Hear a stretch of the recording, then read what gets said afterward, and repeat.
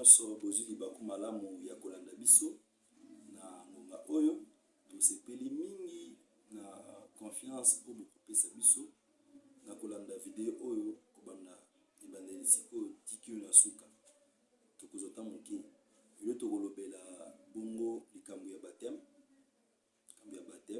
mpona bakristo na nsima ya kamera ezali ndeko Francis Kiswaka, frère Francis moko ya bandimito ya serviteur fidèle ya assemblée de l'épouse du Christ.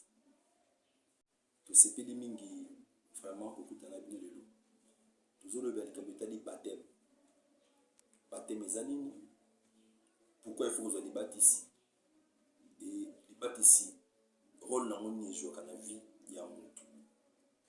Bandeko na ngai Yesu Masiya tango asilisi mission na ye na mokili ayebisi bayekoli na ye na Matthieu 28 verset 19 ayebisi bango bokenda boteya sango malamu bosala likolo bayekoli na ngai bolekisa bango na libatisi na kombo ya Tata ya Mwana mpe Elimo Santu bobatisa bango. Voilà là où la mission, le devoir du baptême a commencé. Baptême, en réalité, elingi koloba kozindisa mutu na kati ndenge na lopoto balobaka ke mot baptême euti na verbe baptiser ye moko verbe baptiser euti na mot grec baptizo oyo elingi kolakisa kaka ke kozindisa mutu na kati. Donc totali kaka définition ya baptême ya mot baptême tozo comprendre que na bonzambe tango bazo baptiser mutu bazo zindisa ye na kati ya bonzambe ya sika bazo kotisa ye na kati ya bonzambe bazo mema ye epai ya réalité to vérité spirituelle moko ezali. Okoki kozala moyekoli ya Yesu te sans que ozindisama na mai ya libatisi. Déjà, il faut dans la conception oyo na mutu que Nzambe aza na besoin ya bandimité mais Nzambe aza na besoin ya bayekoli. En français, je veux dire que le Dieu Tout-Puissant, que Jésus-Christ n'a pas besoin des fidèles, n'a pas besoin de ceux qui acceptent, mais il a besoin des disciples. Croire en Jésus, demeurer dans la foi en Jésus et être disciple, c'est deux étapes qui se suivent. Mais il faudrait retenir que mutu po akoma mondimi, po akoma moyekoli na yambo, il faut aleka na libatisi. Libatisi tina na yango nini? Libatisi ezali ngonga oyo wapi mutu azo tatola na miso ya bato banso, azo tatola na miso ya mokili ke ye andimeli Yesu Masiya oyo Tata Nzambe atina na mokili. Donc andimi ke Yesu akufa na ekulusu bakunda ye pe atikala na kunda te asekwa abima na kunda amata na nkembo Tata avandi azokonza mokili mobimba. Nde wana libatisi ezali un témoignage homme de zopesa ezali kondima na polele kondima na misu ya bato yango omonaka na libatisi basali na Nzambe bakendaka kobatisa mutu te ye moko, c'est-à-dire musala na Nzambe akika ye moko na mobatisi na mutu azozwa libate azozwa baptême libatisi quoi. Donc akendaka soit na deux personnes basali mususu to bandimi musu église. C'est pour rendre solennel. Est-ce qu'on ndimi kolanda Yesu na ndimi ça en public. Donc c'est un acte homme des opposés où ils ont tatola été ils ont la qui ça été mutu wana andimi Yesu na vina ye andimi kotambwa na Yesu. Voilà.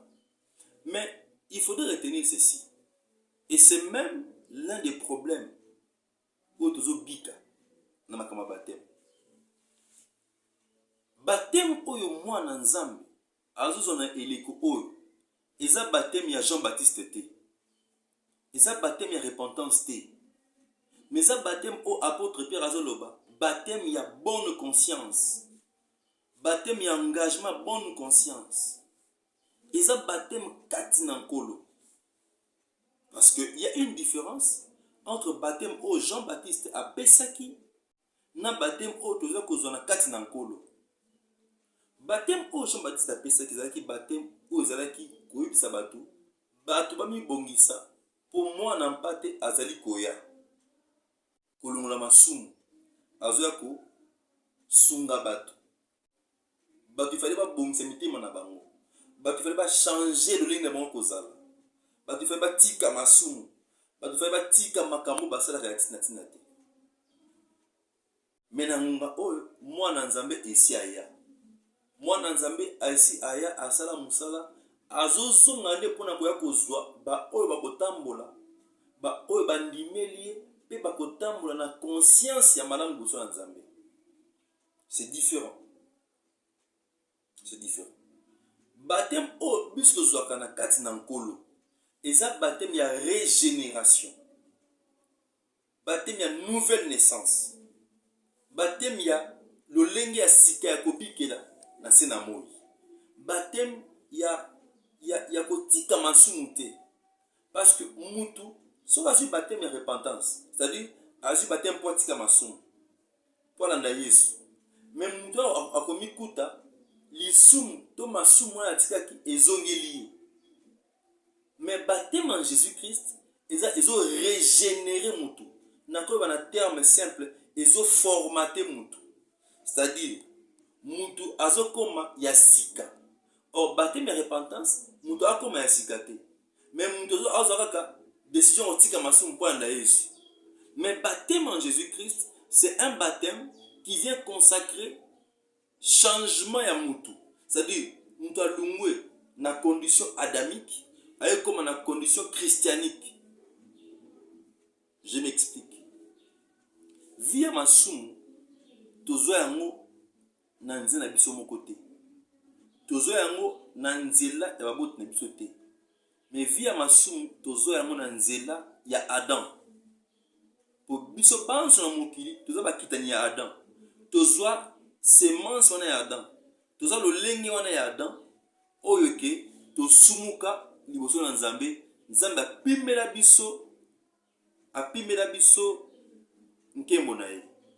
Mais Nzambe atindi mwana ye moko alikinda Yesu aye na mokili po ete biso soki tondimeli Yesu tokoma bana na Nzambe, to changer nature, to lungwa na nature ya Adam, to zonga na nature ya sika ya nouvel Adam. Or la nature ya Adam ya sika Nzambe nazopesa biso yango. Nzambe nazopesa biso yango na baptême ya régénération, na baptême ya lolenge ya sika ya mutu koza na mokili oyo mingi pesa effort ya mutu te. C'est Dieu lui-même, c'est l'esprit lui-même qui nous baptise. Totanga na passage moko, totanga na 1 Corinthiens chapitre 12 verset 13. 1 Corinthiens chapitre 12 verset 13. Totanga na 1 Corinthiens chapitre 12 verset 13. Voilà. Bible zolo.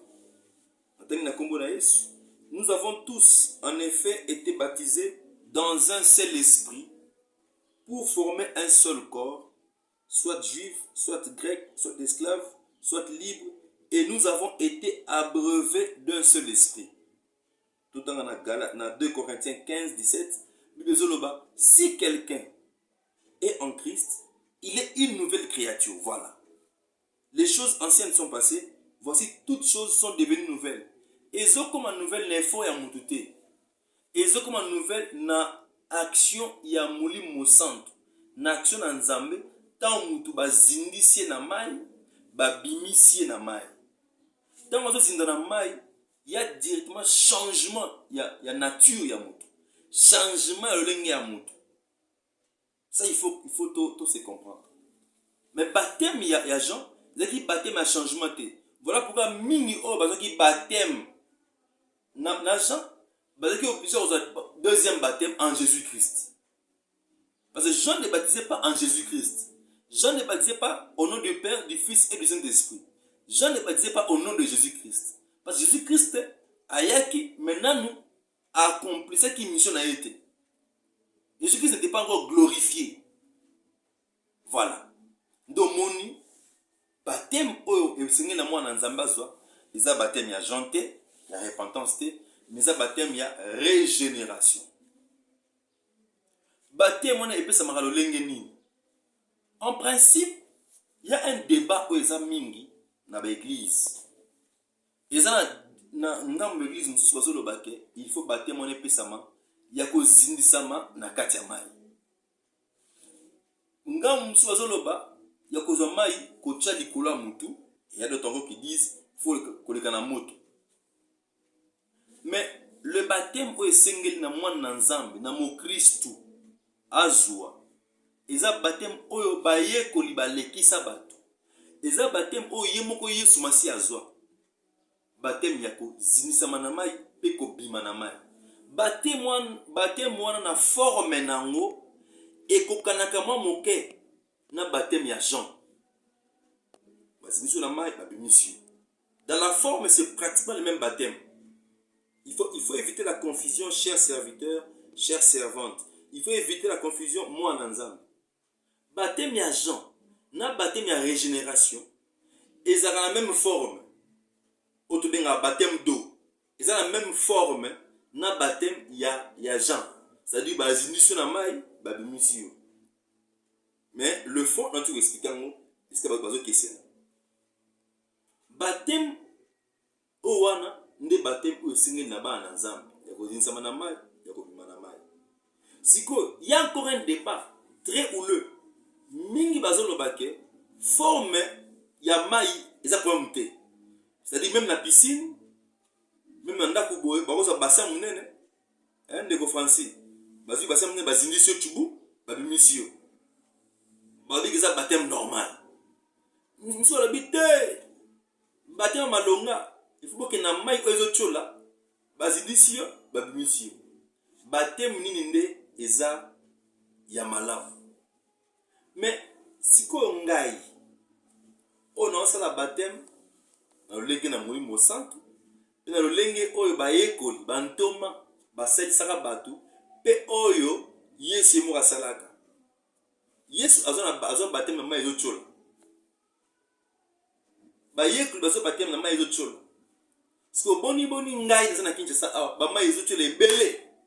Mai ya kalamu ezali, mai ya musolo na kikolo ezali, mai ya ntsanga na njili ezali, mai ya njili ezali, mai ya luzila na kimwezi ezali, ba mai ese ebele na Kinshasa.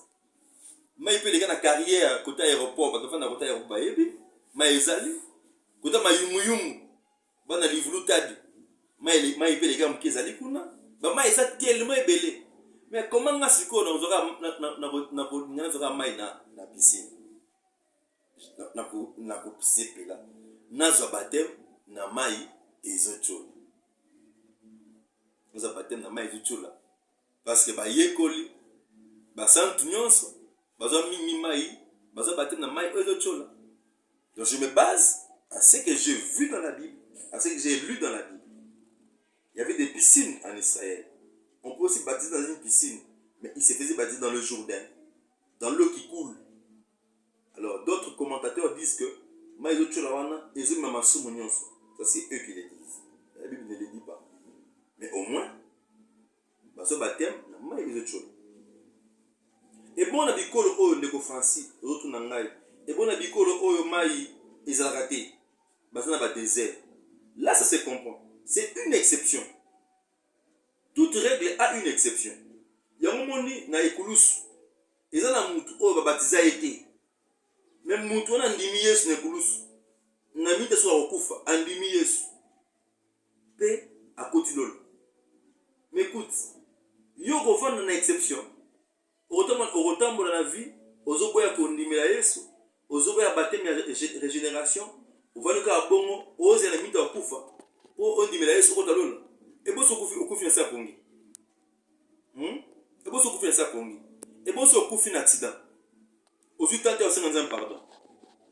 Alors au lieu toluka baexception tozala so na kati ya principe ne bandeko baza bisika ma eza te, ils peuvent se faire baptiser na bapiscine soki ezali, ils peuvent faire des réserves d'eau se faire baptiser na babiloko wana soki ma eza te neti bandeko baza na désert baza na bazone moko ma eza te mpenza bakosala baptême na piscine. Là je ne suis pas contre, et puis c'est pas à moi d'être contre, c'est à Dieu d'approuver. Mais retenons ceci, que tant que nous avons baptême, et ça baptême dans la piscine, et ça baptême dans la maille, il y a un signe qui atteste que c'est l'esprit qui a baptisé. Et ça va le parler en langue. Le parler en langue. Remarquez bien, dans la Bible, dans l'Acte des Apôtres, au commun que bayekoli nyonso oyo bantoma babatiza bango baloba nkoto asika baloba minoko asika. Même Corneille oyo nazwa baptême te, avant de baptiser Corneille a parlé en langue. Comment boni yo kozwa baptême oloba en langue te ndeko? Donc baza ko baptiser molimo monso azalaki wapi? Azali kolala, azali ko rêver, to azalaki wapi? Ndeko ozotala nga sikoyo nayebi kocontredire ngai, nayebi kokochola ngai, nayebi koloba ke makambo ya zolo ya uti pe wapi.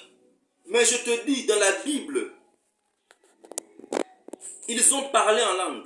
Oui, oyo sanga ke bapôtre Pierre tant bazwaka baptême na bango balobaka en langue te, mais ils ont eu leur baptême avant que Christ ne soit baptisé, ne soit glorifié. On se retrouve à la deuxième partie pour achever cette exhortation. Donc, oui, c'est vrai que l'apôtre Pierre, quand il molimo, est-ce que baptisé, nous va parler en langue? Non. Baptême na bango, je crois, et je suis sûr, avant que Christ ne soit glorifié. Après, il y a un baptême du Saint-Esprit. Mais ce que sur la Hollande, baptême nyonso, pour baptême, tant molimo qui déjà à côté na katamatu. Tous ces gens-là recevaient le Saint-Esprit. C'est-à-dire, le Saint-Esprit venait attester, venait témoigner après baptême. C'est pourquoi il faut toujours veiller à ça. Ce qui attire la confirmation du Saint-Esprit, c'est lorsque lui-même est le maître de ce baptême. Parce que le baptême en Jésus-Christ, c'est Jésus lui-même, c'est l'Esprit lui-même qui nous baptise dans le corps du Christ.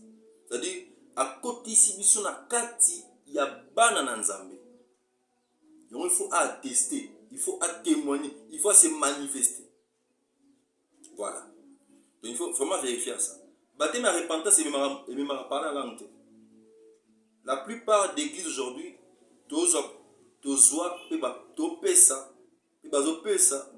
baptême à repentance. Tika masumu, tika boy. Donc baptême selon la loi. On n'est pas dans un baptême selon la loi. Mais nous sommes dans un baptême où yemoko nzambe azo régénérer biso, azo changer nature na biso. Makambo ya kara eleki, makamba sikande monani na miso bato par nzambe. Ya mon apôtre Pierre azo quelque part habite au baptême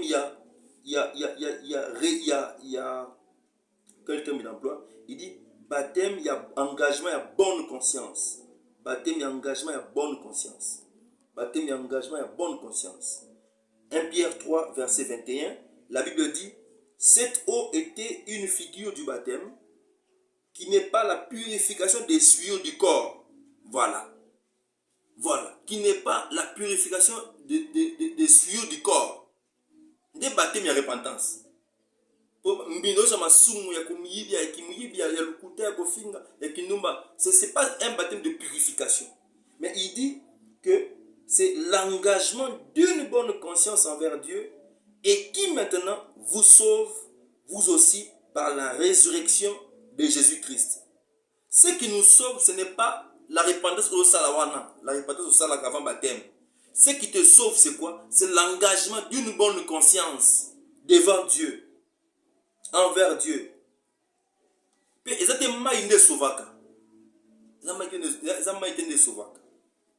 Donc, quand tu te fais baptiser, vérifie ça. Ba l'élection na baptême pour la repentance.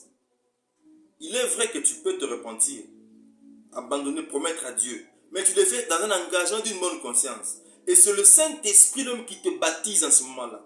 Parce que c'est dans le spirituel, nous et dans l'esprit, c'est l'esprit lui-même qui fait ça. Et il y a encore un autre baptême, ça c'est le baptême de Jésus-Christ. Ce Christ qui vient maintenant baptiser. Ça c'est un baptême, il y a service. C'est-à-dire, tant au mutu, azul baptême, il y a maille, baptême, il y a régénération. Ce qu'il faut, c'est l'anzambé. Ce qu'il faut que tu as un il faut avoir baptême, il y a moli, momo santu, ou il faut rendre capable pour nous faire tel service pour l'anzambé. Baptême, il y a don. On doit acquérir makabo. Nous, on a mingi, dans l'église, dans l'angomba, toujours à mingi baptême, il y a service. Pourquoi? Parce que baptême au yozukuna, il y a repentance. Dieu est souverain au baptême, au côté dans l'anzambé. Plus au komi kose l'anzambé, plus au komi kosambe la mingi, aux autres kanzambé mingi, omi bombi, omi bonzi et pas anzambé. Dieu vient te baptiser du baptême qui te rend capable de le servir. Baptême au Corneille à Zouaka, avant de baptiser baptême à régénération. Il y a un moment où Moli me quitte et baptisé Corneille, comme qu'on parle en langue, il y a un de Mobimba. Pierre a eu baptisé Bango Namaï. Elle dit, est-ce que je vais refuser de baptiser celui qui a reçu cet esprit comme nous? Donc tu vois un peu ça. Donc sois un peu très sérieux dans le comité du baptême. Parce que le don passera. La grâce passera. Mais ton salut ne passera pas. Veille à ton baptême. Quand ce baptême lipoa te.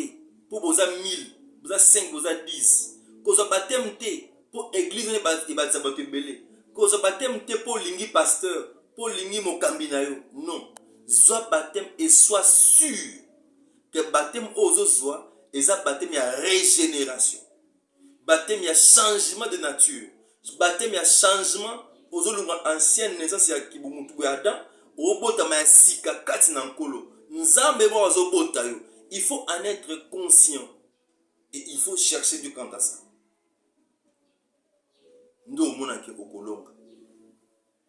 Voilà un peu autant que partager dans ton alelo, dans mon alelo pour notre baptême.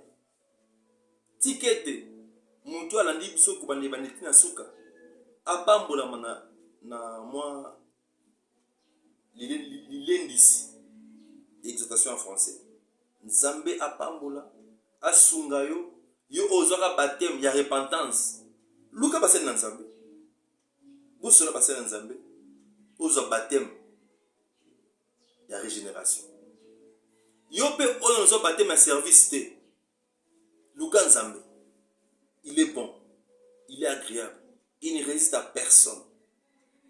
Il va t'aider à recevoir le Saint-Esprit, les dons, la capacité pour le servir. Je prie donc que Dieu te bénisse, qu'il t'aide en 2022, toi qui n'es pas encore baptisé, à recevoir un bon baptême, à être sincère envers Dieu, toi qui es déjà baptisé, ceux qui baptêment en repentance, que Dieu t'aide, qu'il te fasse grâce et qu'il te donne la sagesse pour la suite. Et aussi, dans un baptême à service, que le Saint-Esprit te baptise, aux ma grâce, ma capacité, et au sel d'Anzambé. On se retrouvera au prochain numéro pour parler toujours du baptême avec plusieurs détails encore. Que Dieu vous bénisse. Derrière la caméra, c'était notre bien-aimé, le frère Francis Chiswaka, qui est serviteur à l'Assemblée de l'épouse du Christ. Moi qui vous ai entretenu pendant tous ces moments, c'est l'homme de Dieu je suis. Je suis le responsable de l'Assemblée de l'épouse du Christ par la grâce de Dieu. Que Dieu vous bénisse. À la prochaine fois, au prochain numéro.